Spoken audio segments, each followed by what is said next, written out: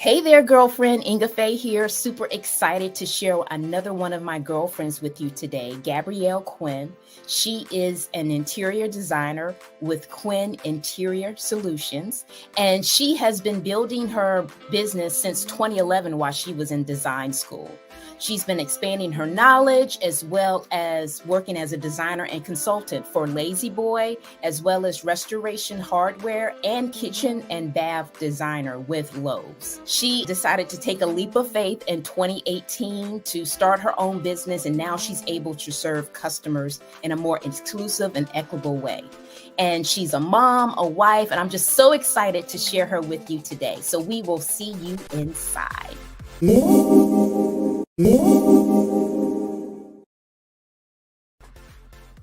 there, girlfriend. What's going on, Gabrielle? How you doing? Oh, I'm doing great. I'm so excited to have you here to tell us more about living in style. But before we go into that, give us a little bit more 411 about you, who you are, who you serve, and how you serve them. Yes. So I am Gabrielle Quinn, like she said. I own my own company, which is Quinn Interior Solutions, where I work on helping bring design in a more equitable and inclusive way. And I do that by offering services that really help the client of today. Not the client from the 1980s, not the client from the 1990s, but the clients that we have now who are more knowledgeable, opening up to different racial backgrounds, ethnic backgrounds, and really understanding that things are different and things have changed. I started my journey way back in Philly, where I grew up, and I wanted to see something different based off of how I saw my community start to go down because of gentrification and all the changes in the neighborhood. So that's what led me to design to begin with, and I'm really excited to share more with you today about interior design and how you can capture that into your own space. Awesome, girl. So tell us, what does an interior designer do? Well, let's keep it simple. So as an interior designer, I create or reimagine space in a way that considers the functionality, the health and safety of the space, the wellness of the people who are going to use the space, and then the aesthetic of the space, so the beauty that is inside each space. So with that said, girlfriend, how do you make a space beautiful? Oh, well, it starts from the very beginning of the design process. So you may not know this, but in the very beginning, we don't start off with drawings necessarily. We start off with information. We start off with research. So we find ways to come up with a concept, and we talk to you to find out what you like, what you don't like, things that can work. Who comes in? Are you entertaining? Are you, a homebody who doesn't like to talk to people? All those things help us to build a design and make them beautiful. And then what ends up happening is through that process, we bring in fabrics and textiles and different materials, patterns, colors, all the things, pull it together, test it out, this piece versus that piece. We work it all through, and then at the end, we put it all together and then add the finishing touches with decor. So that's how we go about making a space beautiful. So I'm curious, how can my clients begin to bring their style in their own space?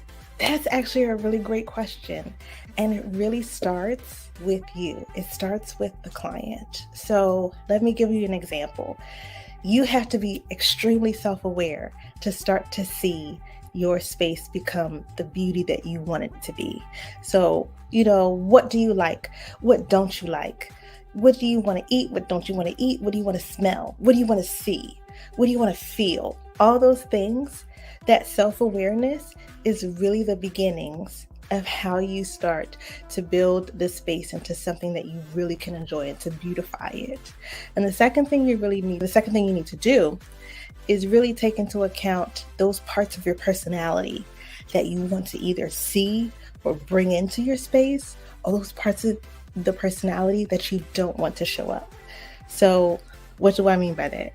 So say for instance, you are You are in fashion. You're in the fashion industry. You work hard in the fashion industry. You are on point. You are out there. You are dressed to the nines all the time. You are talking to the people. You are meeting the people. You're running this business and you're working with that one and you're running here and you're flying there and you're doing all the things. But you don't want none of that when you come home at the end of the day, because when you come home, you want to relax. You don't want to have to worry about no name. You don't have to worry about who you talked to and who you didn't talk to. You want to see it calm. So you might incorporate like neutral tones, like light tans and beiges, light blues. So that's a part of it. The flip side is you love to bring your personality into it. So say, for instance, you love animals. You want animals around you at all times. So you got leopard print pillows and you got abstract artwork of elephants with colors on the walls, and you got leather chairs. You know, you're all about the things and all about the animals. So there's ways to bring in your personality and bring in yourself to make it beautiful for you. So I've always wondered, when it comes to interior design, how do you decide whether you want to paint a wall or add some wallpaper to a wall to give a certain effect? That's just something that just came to mind when you described the person that's so busy and they just want to have a calm atmosphere. Can you tell us a little bit more about that? Yeah, so it goes back to the process of understanding the client and what the client wants, and also incorporating that into the concept or the theme that you might have for a project. So for instance, in my home, like this is my little corner behind me. I liked the idea in my living room or in my little reading nook space to just be straight relaxing, really calm, nothing too extravagant. I wanted it to be super light, like it was in the daytime, but I didn't want it to be interrupted by a lot of color, because that can change the tones and change how the sun is felt in the room. So my choice to just paint it and keep it simple was really important.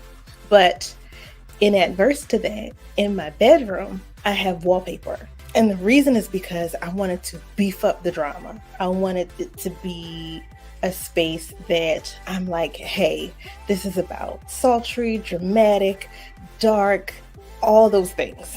So I have very dark paint on the rest of the walls and on the ceiling to give it that really kind of beefed up, working through very sultry, heavy feel.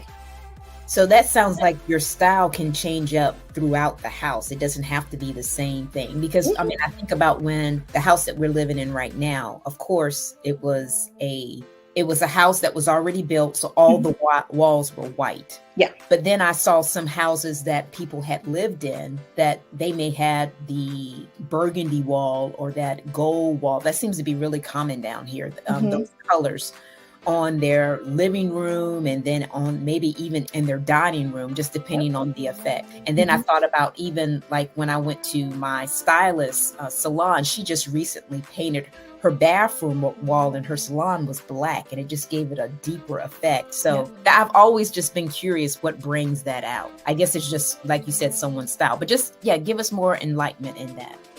Yeah, so along with the idea of style and understanding the client and what they like, as a designer, it's about pulling out the best versions of whatever that element is. So like you were talking about, like there's some spaces where everything's the same color, all white or all beige. And a lot of people like that because it's easy. You can add what you want to it and you can take away what you want from it. But as a designer, I think differently, and how I use a theme or a concept to really create something, I really want to bring out the best versions of that. Okay, if I want a space like in my dining room, it's just paint on the walls in my dining room right now, but it's a little monochromatic because it's a different blue-green from what's in here. It's a lot darker, and I have two colors in there, and they complement each other. And the reason for that is I wanted to give it a space that allowed some play. So if playing with things is part of the design, sometimes how you use that is with color and is with texture or visual pattern. In addition to that, there's also the idea that, if you're doing like a quick upgrade, like say you don't want to go full in, you don't want to replace everything, you've got a good, I don't know, dining room set, chairs, you got your cabinets, you got most of your furniture, you just want to give it a new, complete look without having to do too much. Wallpaper is the easiest way to do it because it immediately, more so than color, takes a space and adds a certain personality to it, depending on which one you choose. And that can be a really bold personality or a really light and subdued personality. So I've always wondered, when you put wallpaper up like that and you decide, okay, I'm kind of over that now, I want to do something different. Is it really hard to take it down and just paint the walls over? How does that work? Yeah, it depends on what you decide to use. So say, for instance, you're the kind of person who changes a room every couple years. And there's plenty of clients like that. They like something and they decide, it's time for me to update this. What you want to get isn't a traditional wallpaper. You want to get a peel and stick. And what the peel and stick does is you buy it in sections, and you could, if you wanted to, you could put it up yourself, but it peels right off. So when you're done and you want to change something, you peel it off and you just do a quick clean on the walls, and all you have to do is paint. Now that's if you know that you're going to change it. It's also a good option for people who rent, especially if you know you're not going to rent beyond a year or two. And then with the traditional stuff, it is a lot harder to take down. So, because there's a glue that goes that's attached to the back. It takes more time. It's harder to take down, but it doesn't have to be difficult. It just adds time to the process. So instead of just peeling it off, you just want to make sure you wet it. You use steam, or some people use like a mixture of like hot water and fabric softener, and you slowly take it off and all that kind of stuff, and you make sure the wall is clean, and then you can paint it. So it really isn't a difficult process in either direction, but there are different types of wallpaper that you can use. And if you know that you don't want to keep it, peel and stick is your best choice. Cool. That makes sense.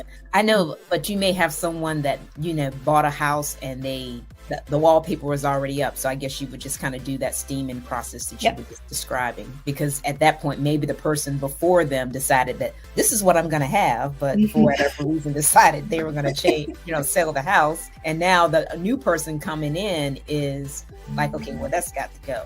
Right. So, yeah. Right. So that brings me to another question. So when someone is looking at a new home, I know they oftentimes tell people to take down their art and all of that so that the new people can come in and actually see themselves in the house. Right. So when it comes to wallpaper, I guess the person just has to have that vision that they realize, okay, it can be removed if they see something that they don't necessarily like. Is that how it works? Yes. So it really is.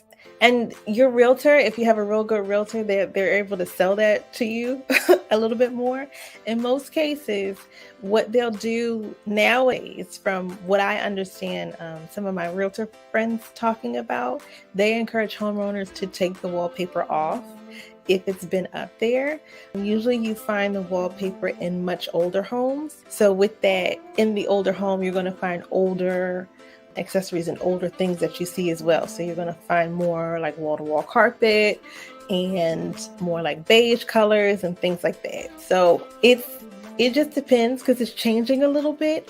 However, it's just a matter of taking the wallpaper down and visioning it beyond what you see now, because even with that, even if the wallpaper's not up there and it's a blank white wall, you might decide, I hate these blank white walls, I want to do something else, and it's not enough fun for me. So the opposite is also true.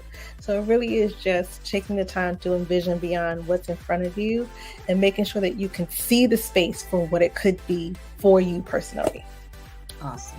So I'm curious, I'm sure like all businesses, you have really been able to pivot with COVID by maybe turning your business that may have been in person more so to a virtual space. Right. So how do you serve people outside of your local area if they wanted to hire you? Yes, so there's two main ways that I do that. So the first is with a design coaching service that I have, where we set up 2 different meetings. In those 2 sessions, We give you the tools that you need to be able to do the project on your own. So say you just want to DIY everything, but you need a place to start and you don't know how to do that, then the coaching sessions are really good because we go through all of your wish list, everything that you want on there, the big dream, the big stuff, and then we talk about your barriers, what you maybe can't do, some things that you're not interested in doing. We go through all of that, and you're able to get a guide at the end of what that looks like, what your next steps are, and then where you can go to find the pieces that you need. And even to some effect, a timeline if that's what you need to help you get started or get things moving, or to checkpoint yourself so that you don't just start the project and never finish it. Then the other option is with e-design, or what we call virtual design, where we're able to work with you virtually from concept to full design of what you need, all the pieces that you want to have included, layout, and all those things. You get a mood board, you get the floor plan, and then at the end, you also get a shopping list of everything that we selected, everything that you approved, and you can go buy and shop for it at your own leisure. So those are the two main ways that I get in contact and serve my clients virtually. Do you have any final thoughts to share on design? I absolutely love design. It is a huge passion of mine. And I really think it's important that everyone, as clients and consumers, everybody deserves a good space. Everybody deserves a space that is well designed, well styled, that makes you feel good. It really is about getting into a room and feeling like this is where I'm supposed to be. I can live my life based here. So I really think that you, in your future, as you move forward, think about how you can change some things, switch some things, get a little special, and, add those parts to your space, to your room, that help you just really feel good. Awesome. Okay, Gabrielle, I think you have a freebie that you wanted to share with my audience. This is it right here. I'm going to bring it up and let you talk a little bit about what it is. Yes, absolutely. So what I have available for you is the Design at Home checklist. So I put together a comprehensive guide that lists everything you need to fill a space. So if you just bought a new home, I know a lot of you did.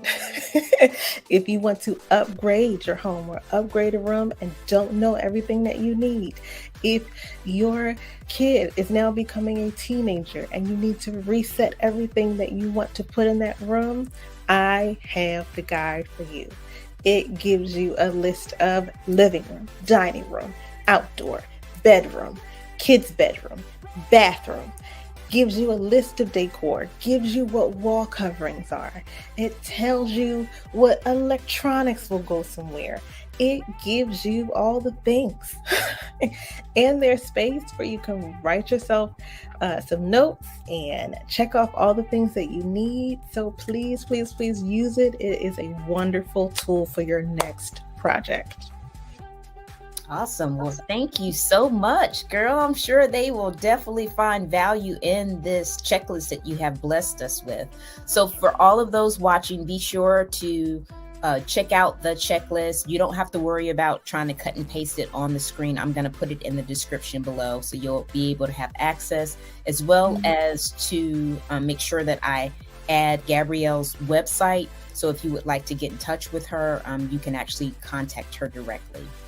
So as always, I really appreciate all of you watching. Thanks for watching, and bye for now. Bye.